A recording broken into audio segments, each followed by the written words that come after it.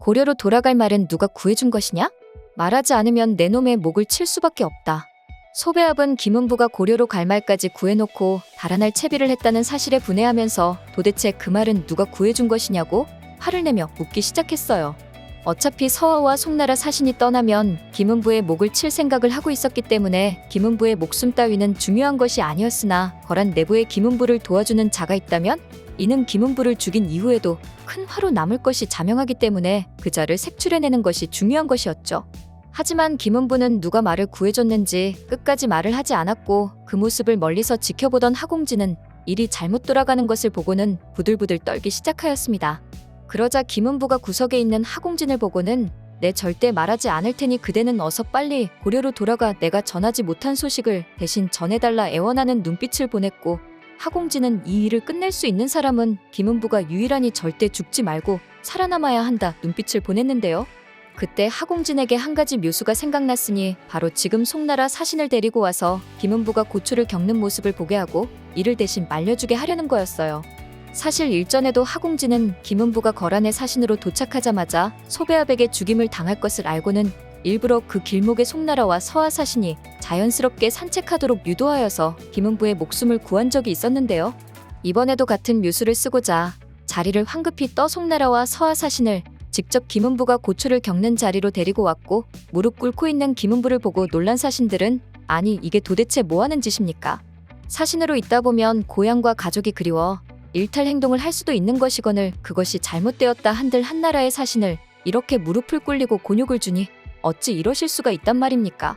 이번에도 송나라 사신은 김은부를 구해주었고 목숨을 부지한 김은부는 처소로 돌아가 거란의 계략을 어떻게 고려해 전할지 다시 골몰하기 시작하였습니다.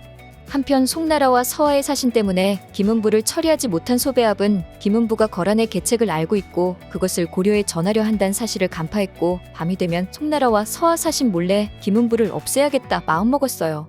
현재 거란은 고려의 사신까지 보내어서 흥화진을 차지하기 위한 계책을 쓰고 있는데 만약 이 사실이 고려에 탄로나기라도 한다면 모든 계책은 물거품이 되고 마니까요. 그렇게 김은부는 송나라와 서하의 사신이 있는 한 자신의 목숨은 해하지 않을 거라 믿었지만 거란족에 머물며 그들이 얼마나 잔인한지 계속 보아온 하공진은 김은부의 목숨줄이 오늘 밤을 넘기기 어렵단 걸 간파하고 그를 탈출시키기로 마음먹습니다. 하공진입니다. 공을 탈출시키러 왔습니다. 가시죠. 시간 없습니다.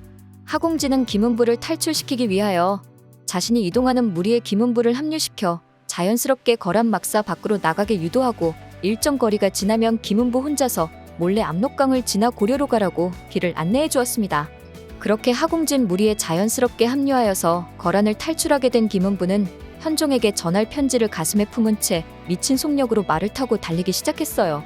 거란은 고려와 전쟁을 일으킬 형편이 못되면서 전쟁을 일으키는 척하여 흥화진을 뺏으려는 관계를 부리고 있다는 사실을 알리지 않으면 고려가 흥화진을 거란에 내줄 수도 있다는 생각에 아찔해진 김은부는 정신없이 말을 몰며 압록강을 향해 미친 듯이 달려나갔습니다. 뭐라? 김은부가 또 사라졌다고. 뒤늦게 김은부가 사라졌다는 소식을 접한 소배압은 나연실색하여 군병을 보내어 김은부의 뒤를 쫓게 만들었습니다. 김은부가 미친 듯이 달리긴 하였으나 평생을 들판에서 말을 타며 살아온 거란 정예부대를 이기기엔 역부족이었고 곧 잡힐 수밖에 없었죠. 그런데 아이러니하게도 죽을 힘을 다해 달린 김은부는 이 지점쯤에서 잡힐 걸 알고 있었던 듯 그 자리에서 말을 멈추어 화살을 꺼내 화살촉에 가슴 속에 품은 편지를 달아 압록강 넘어 고려군에게 날려버립니다. 성상께 전하시오. 김은부가 목숨을 걸고 보낸 편지를 받은 고려군은 김은부를 구하고자 쳐다보았고 김은부는 곧 이어거라는 지금 이라고 말했지만 거란군이 김은부의 입을 틀어막고 끌고 가버려서 김은부가 하려던 뒤헥말을 듣지 못했죠.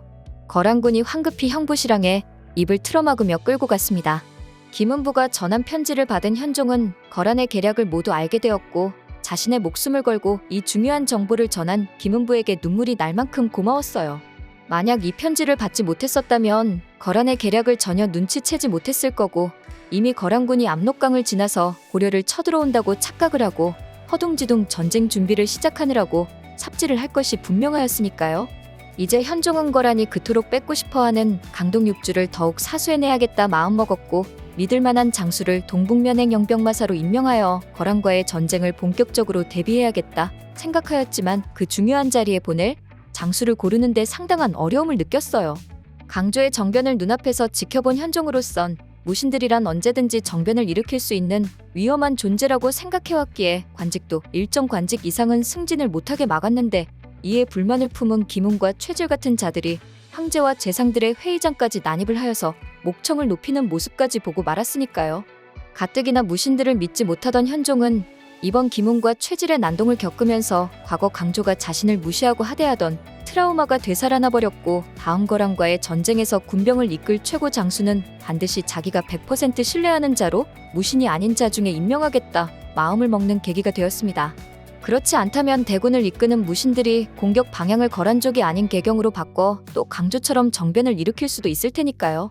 따라서 현종이 지금 가장 믿을 만한 장수는 무신이 아니라 문신이 되어야만 했고, 그 중에서도 지략이 가장 출중한 문신, 바로 강감찬이 적임자였습니다.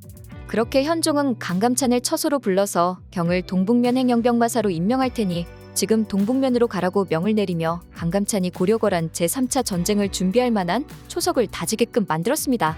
오늘은 23화 예고편 영상을 바탕으로 상상력을 더해 영상을 만들어 보았습니다.